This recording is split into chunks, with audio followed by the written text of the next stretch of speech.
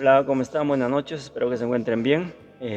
Nuestra siguiente pregunta, interrogativa es, ¿realmente decido? Uno de los siguientes capítulos de la neurona de las emociones. Continuamos.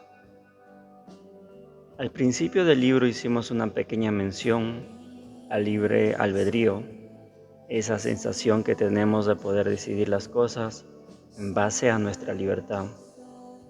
Aunque tiene sentido en cierto punto, ya que obramos en consecuencia de nuestro accionar, no nos ponemos a pensar, metacognición, que nuestras acciones y pensamientos están determinados ya de antemano por varios factores. Para explicarte mejor esto de manera sencilla, voy a empezar a contarle lo que el filósofo Iván Pavlov denominó como condicionamiento clásico. Este condicionamiento es uno de los principios básicos en el aprendizaje asociativo. Es un aprendizaje que tiene lugar cuando dos elementos se conectan en nuestro cerebro.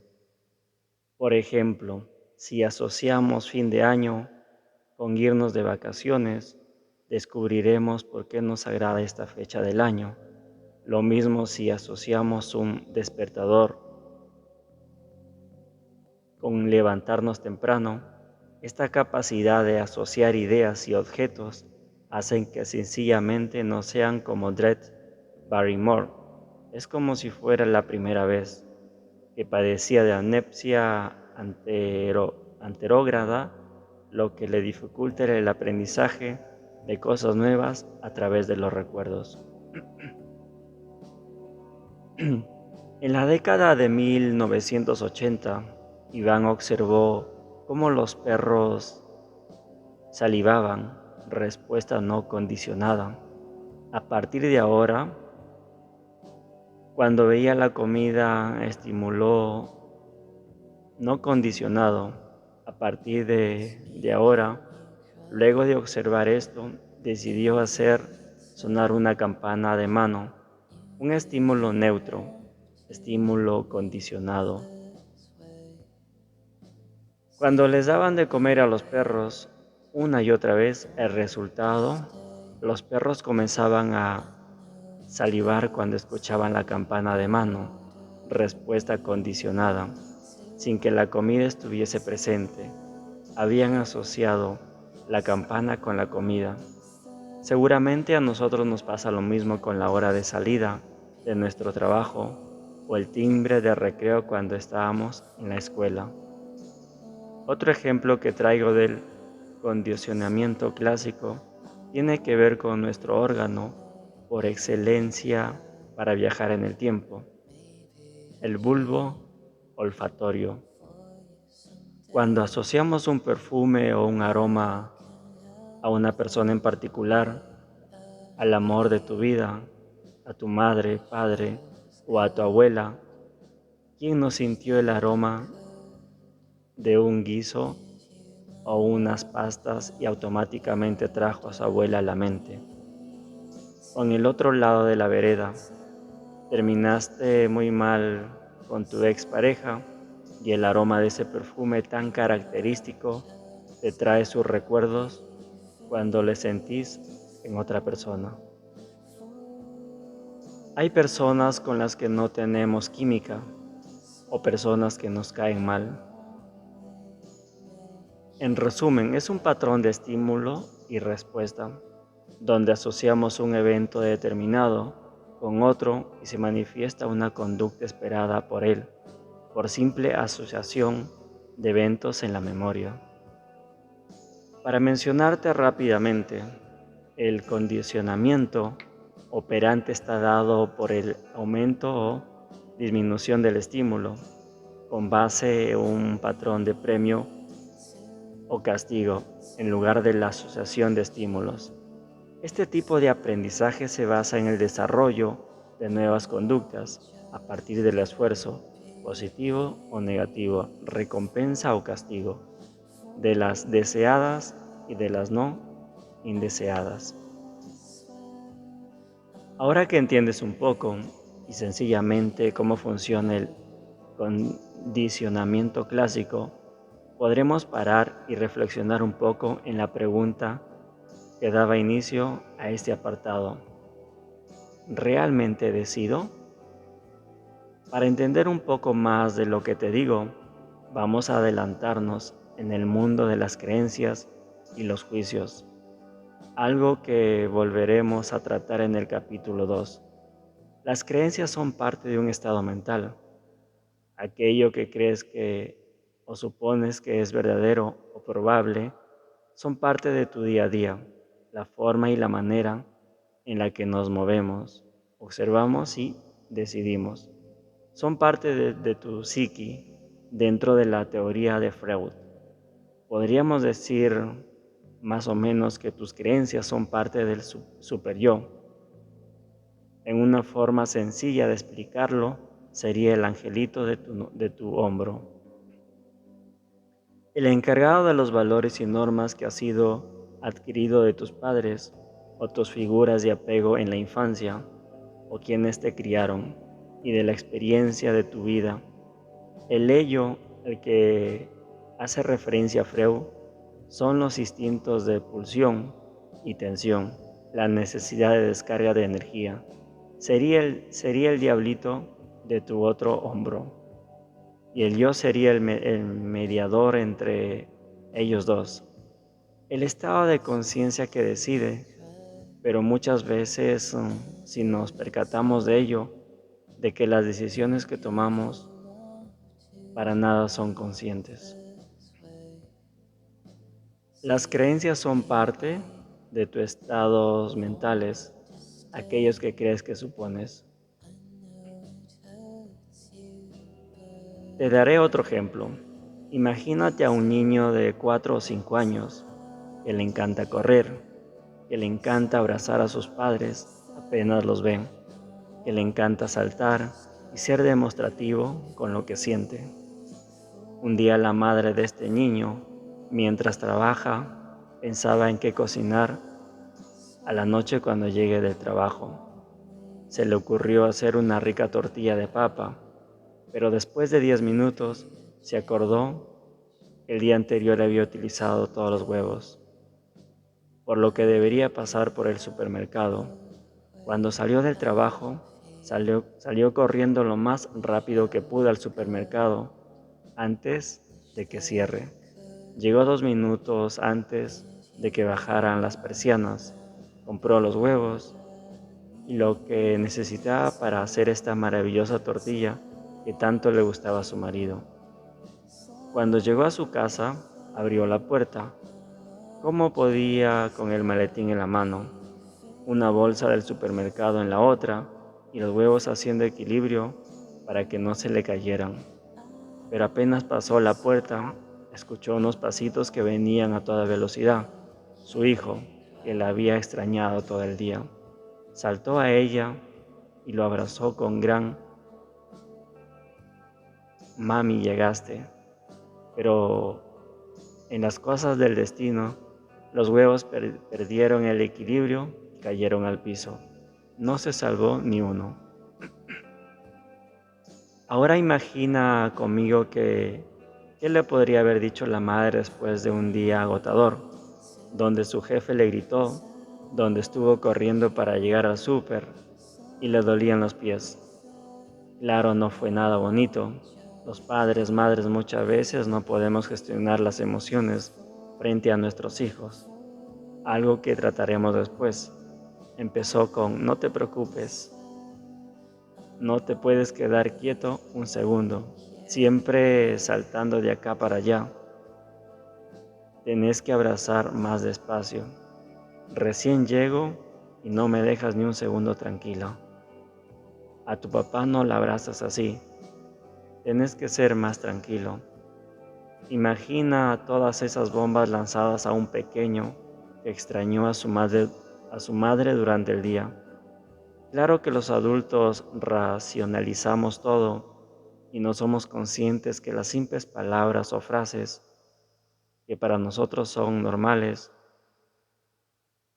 y que no hieren, para ellos son dardos directos a su corazón y a su mente en desarrollo, que por cierto absorben todo como si fuera una gran esponja. Básicamente lo que este niño ha escuchado y sentido es que no debe ser así, cariñoso, expresar que la extrañó, expresar su amor. Debe quedarse tranquilo, no saltar, porque si no, mami no lo va a querer. Y recuerda lo que habíamos hablado sobre la memoria emocional. Se ha instalado un gran recuerdo que se volverá con el pasar del tiempo en una creencia. Si me sigo comportando de esta manera, mi mamá no me va a querer y no me va a amar. No me tratará con cariño. Algo interesante en todo esto es el tipo de apego que generamos a nuestros niños, que mucho tiene que ver con el apego que tenemos los adultos. Siempre digo, no importa si tienes un apego seguro y no lo sabes, el problema es que si tienes un apego inseguro y no lo sabes, pero lo trataremos más adelante. Simples palabras o frases que para nosotros son normales o que para otros hieren.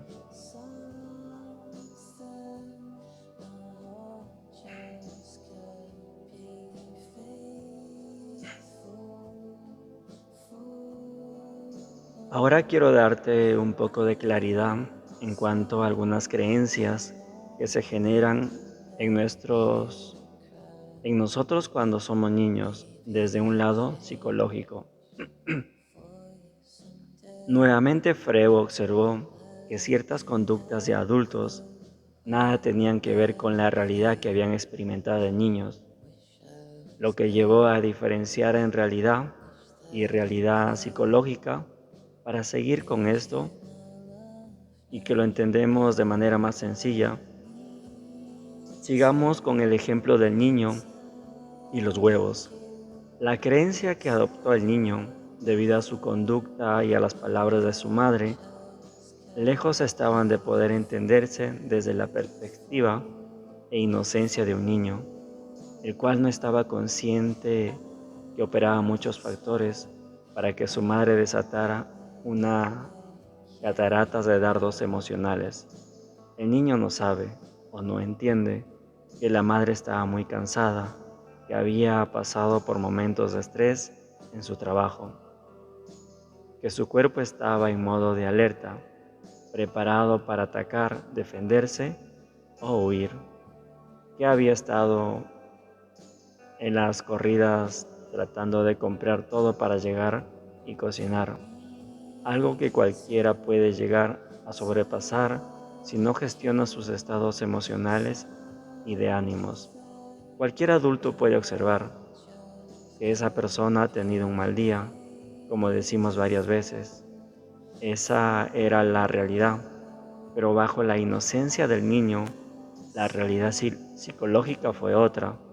El maltrato, la querencia efectiva, el no aceptar su forma de ser, aceptar ese momento como una verdad, puede conllevar en el día de mañana, en su vida adulta, que tenga conductas de no demostrar el amor, de ser inhibido, que no demuestre sus emociones, una persona quieta y que busque el reconocimiento y el amor en portarse bien, sentadito, tranquilo, sin sobresaltos, digno de un señorito educado, por cierto.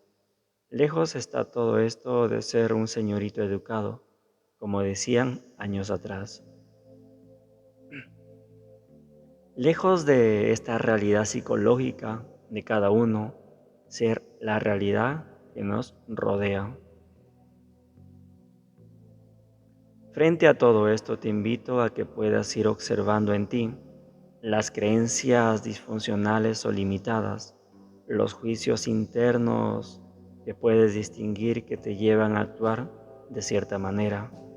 Para que tengas una idea, soy del tipo yo soy rebelde, yo soy callado, yo soy malo en matemáticas, bajo el comentario de saliste igual a tu mamá o a tu papá, malísimo en matemáticas, por robadoras, esos comentarios cuando te van mal en el examen y pum, creencia instalada.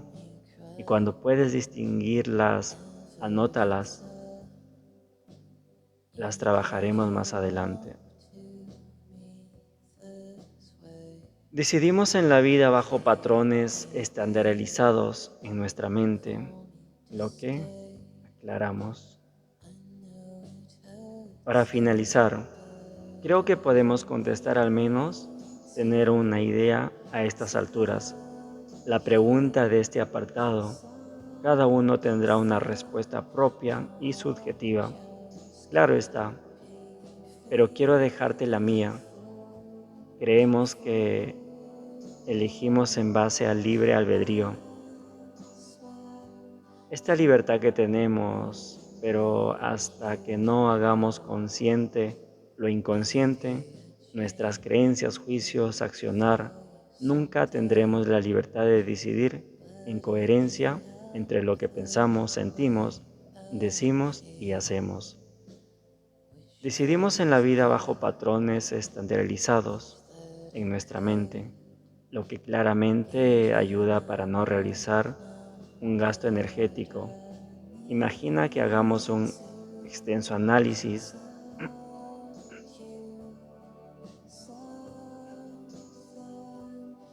y elijamos una mermelada en base a esto cada vez que vamos al supermercado. Muchas cosas nuestras Muchas cosas nuestro cerebro las resuelve por asociación de eventos, recuerdos, sabores, aromas, gustos, etc. Pero quiero que no te centres en esas cosas, sino en tus formas de ser, que te centres cuando decides en la vida basado en cómo somos, en quiénes somos, cuando decides tu pareja, tus amigos, cuando decides callar o tirar dardos emocionales.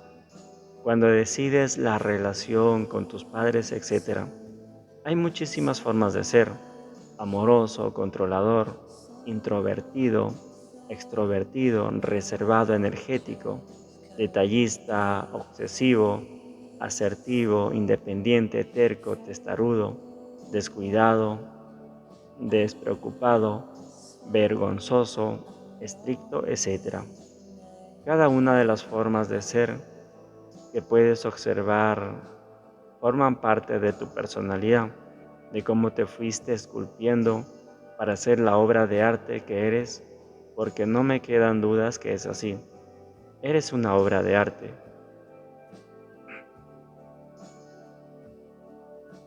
y cada una de ellas está dado por eventos, experiencias, emociones, personas.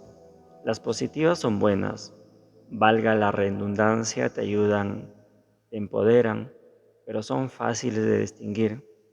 Vayamos un poco más allá. Observemos aquello que no funciona en nosotros. Quiero que te centres en las disfuncionales, las que te limitan, aquellas que están en la mayoría de tu día a día. Por ejemplo, ser controlador no es malo. Quizás es tu trabajo y te sirve, pero lo llevas todo el día en tu día a día. Y en tu hogar quizás esa forma de ser te trae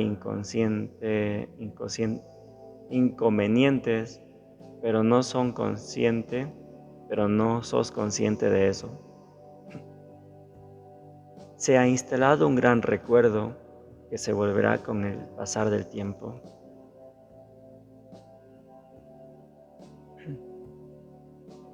Tómate un tiempo, relájate, sin distracciones, pon una música tranquila si lo deseas, o tómate una ducha y permítete conectar con tu interior, con tus experiencias, con tus recuerdos y tus emociones, con aquellos momentos donde estas creencias no te han permitido crecer, lograr metas o que han perjudicado alguna relación.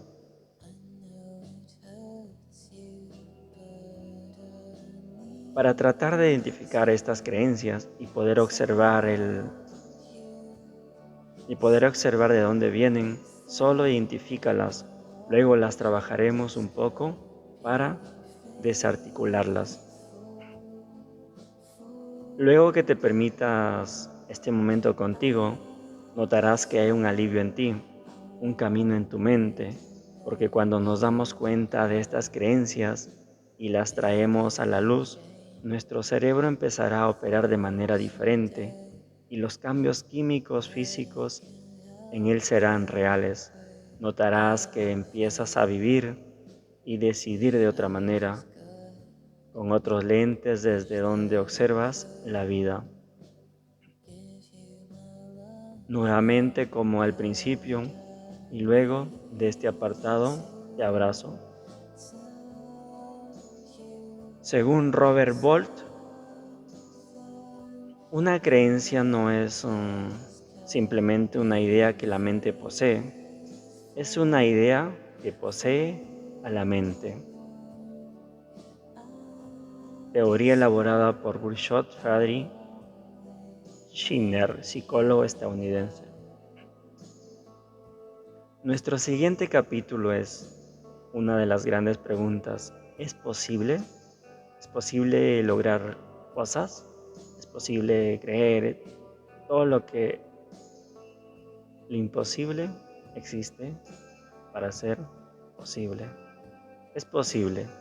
Querido lector, te estaré comentando cómo funciona nuestro cerebro en base a nuestra manera de pensar y de ver la vida.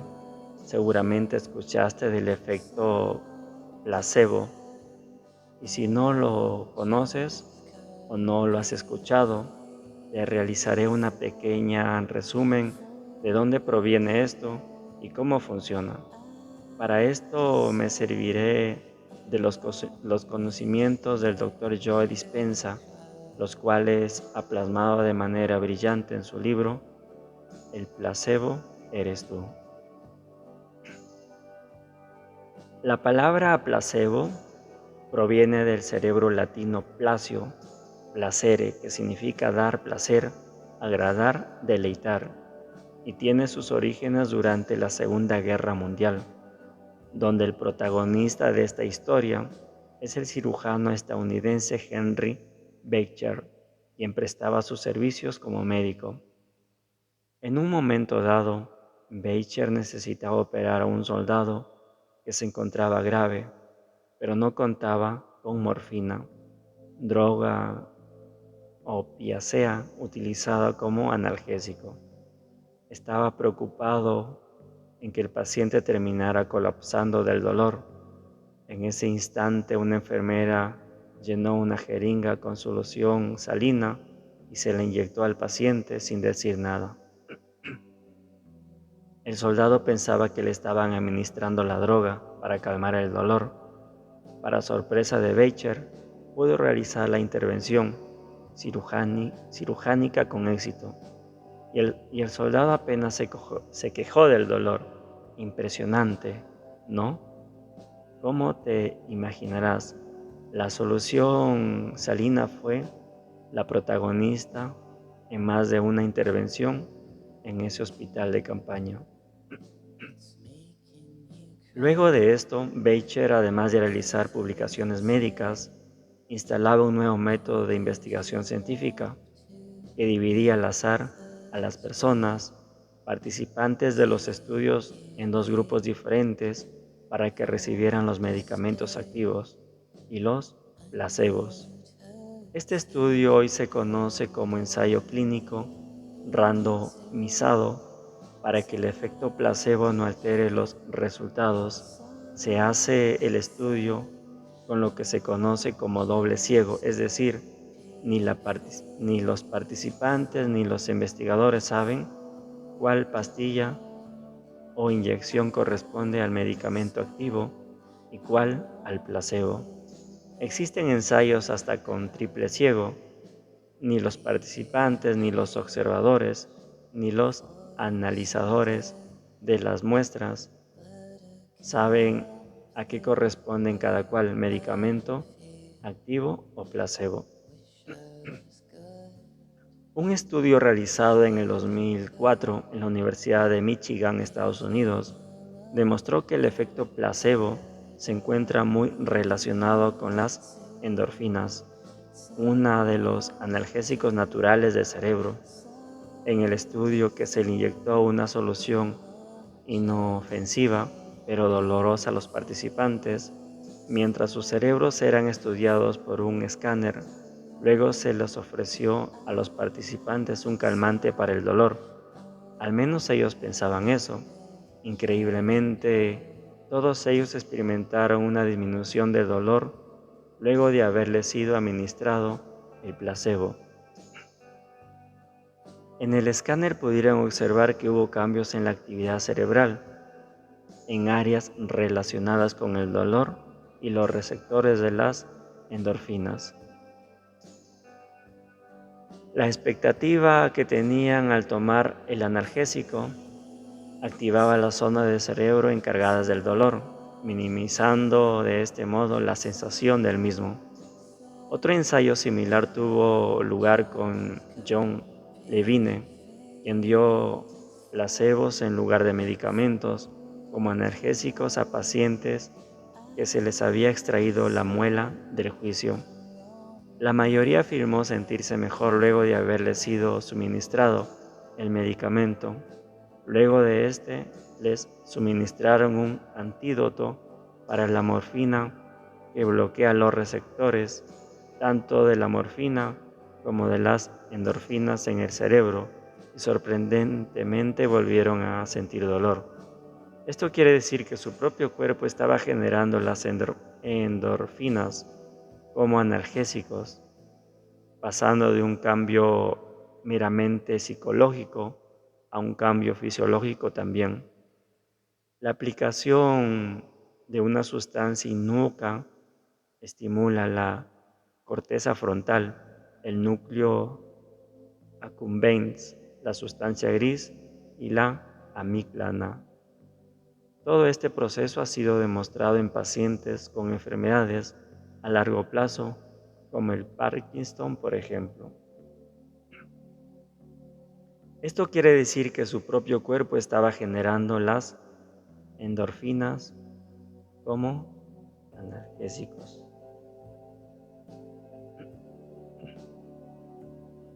Ahora bien, como existe lo bueno y también existe lo malo, la luz y la oscuridad, blanco y negro, el opuesto en este caso del placebo es el nocebo. Seguramente has escuchado alguna vez que a alguien le han realizado un gualicho o un tipo de encantamiento o un hechizo vudú.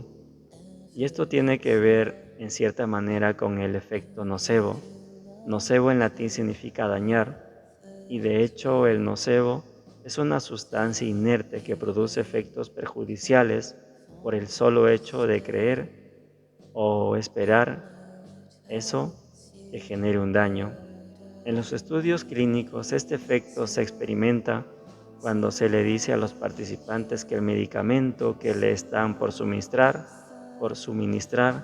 pueden brindarles efectos secundarios, o si ellos mismos esperan dichos efectos secundarios al asociar el fármaco con los efectos secundarios, aunque en realidad solo están tomando una pastilla de azúcar. Recordemos que la sugestionabilidad juega un papel importante además del condicionamiento clásico que antes mencionamos. En un experimento realizado sobre este tema, a pacientes asmáticos les brindaron inhaladores que contenían solamente vapor de agua y les dijeron que durante la prueba del medicamento podrían tener efectos de irritación y alergia. Casi el 60% de ellos tuvo efectos o experimentaron síndromes asmáticos. Luego les suministraron inhaladores que calmarían los síntomas. Podrás suponer que también solo contenían vapor de agua. Para tu sorpresa, o no, se recuperaron de inmediato. Todo esto debido a las respuestas de la sugestión que plantaron los investigadores en los pensamientos, en la mente de los participantes. Para resumir brevemente, si tú estás tomando un medicamento por un tiempo prolongado, tu cerebro activará los mismos circuitos de la misma forma, memorizando lo que hace la sustancia en tu organismo. Debido a este condicionamiento, cuando tomas el placebo, se activan los mismos circuitos en tu cerebro como si tomaras el medicamento real. Seguramente habrás pensado o reflexionado mientras leías. Bien, nos vamos a quedar hasta ahí. En la página 96 está muy interesante realmente sobre placebo. Eh, y no olviden, gente, de seguir escuchando los audios. Cuídense.